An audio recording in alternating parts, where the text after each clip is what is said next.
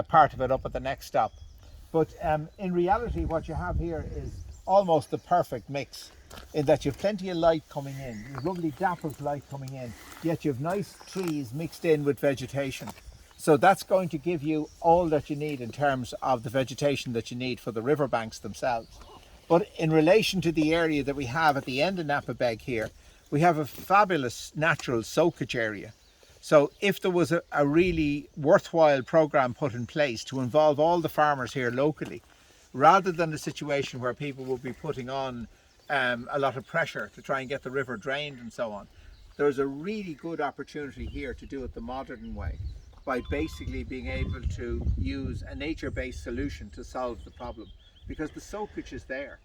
And certainly the margins, I went around the back of the lake now the last day, and the margins stretch way out around the side of the lake. It's not just this end of the lake where the outflow is, there's also opportunities around the lake itself. So as we were discussing with Pat before, if the catchment was taken as an entity and the issues were taken in total rather than looking at them in pieces, there's a real opportunity here to have a showpiece in terms of how you could use a nature-based solution to actually prevent flooding in a town that has such a high tourism potential.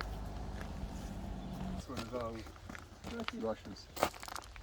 Obviously a lot of And I weather. think in terms of cost, because it's always the I see, money yeah. which is Yeah. involved all the time. Yeah. And I don't know how many farmers own the land around the stretch of the rivers. Could be 5, could be 6, could be 3 or 4. Yeah. But like you were maybe said before, or maybe Martin, maybe the money can be used to give to those farmers to Yeah. let the Oh, land yeah, like it yeah, used. yeah. Instead, I don't know the cost, like I just talking Yeah, yeah, randomly, yeah. but maybe the cost to do some big work with Yeah. the digger and everything could be maybe much cheaper for everybody and for Yeah, Mayo yeah, Council yeah, and yeah, for taxpayer to give the money to the local farmer. Said, okay, we want that on that stretch of the farm. We want you to let, like Yeah. it used to be, a boggy area, and you're getting paid for that, so you won't lose anything. Yeah. You know, instead of, Yeah. I don't know, it's just. I mean, we'll send the link around to that. The west, or no, but Lewisburg, I guess it's out around Carniski, where 10 people got together and bought a patch of land and planted trees and got the forestry grant. Didn't cost them anything in the end. But again, that's the kind of stuff that'll help the catchment. Just isn't there a revision to the Common Agricultural Policy coming next year? Yes, there is. The 2023 revision, and shouldn't that provide a framework for the what trick you're is to get calling- it into the mix. Yeah. Because Well, that's what the intention is, that's Yeah. what it would be doing, because Right. it's all based around climate change. It's all based around the whole idea of sustainability. Right. So supposedly the farmers will have to buy into those sort of programs in order to get any of the grants. Yeah. So it's really, they're repeating what REPS intended to do originally, and then the GLOS came in, and GLOS undid a lot of the really good stuff that REPS had originally done. So Right. hopefully this is now, particularly through the river basin management plans, there's now an opportunity to start doing this on a really appreciable scale. Because the thing is, if you're going to do a full catchment, that's going to cost a good bit of money, as Dennis was saying, but it's absolutely true.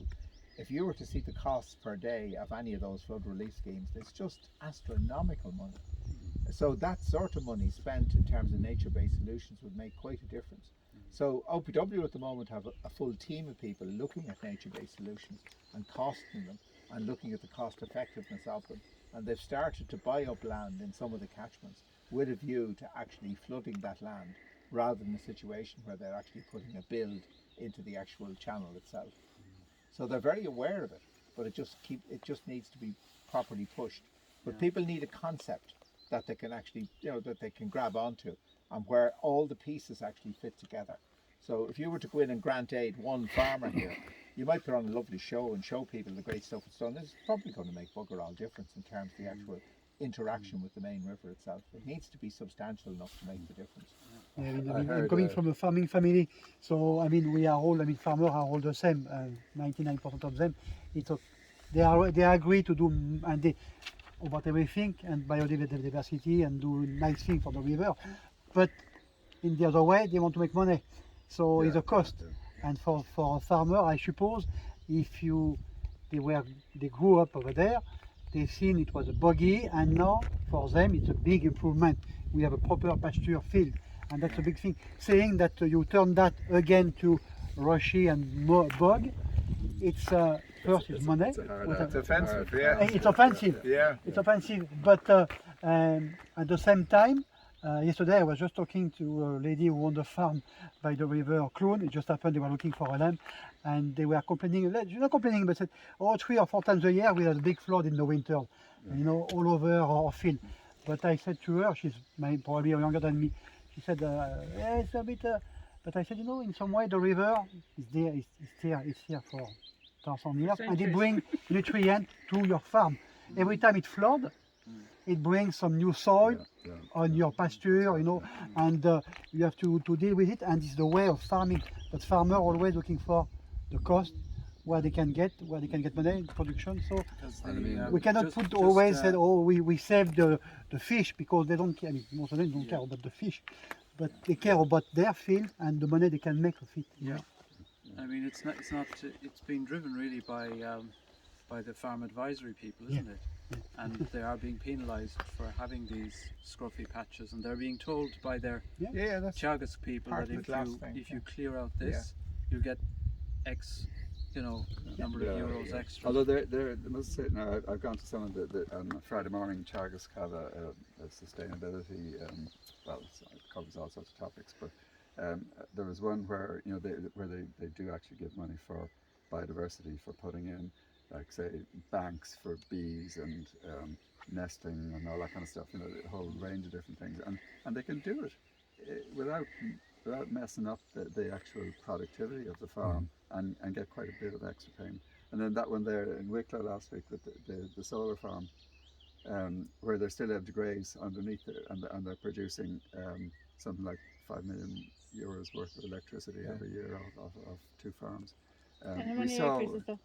It was about 27, Two I think, farms. something like that. 2 farms. 27 Wow, hectares, something like that. Yeah. they're making how much? Well, I just worked it out. They said it's X amount. It was what would be like at 1,500 per household per year. It was powering 3,600 houses. Wow. So that's what the end cost. They probably weren't making that much of it, but and obviously the company that put in the solar farm, obviously we're making money off it as well. We saw one up in Ballinderry, or not in Ballinderry, but it was when we were looking at this kind of stuff up in they have it's a big cheese factory, and they had these huge solar panels, like way up, you know, and they're elevated, aren't they? and cattle grazing as Underneath them, yeah. It's Where was that? up in well, it was the shores of Lough Neagh, or the edge of Lough Neagh, Oh, yeah. Ballinderry. I can't remember.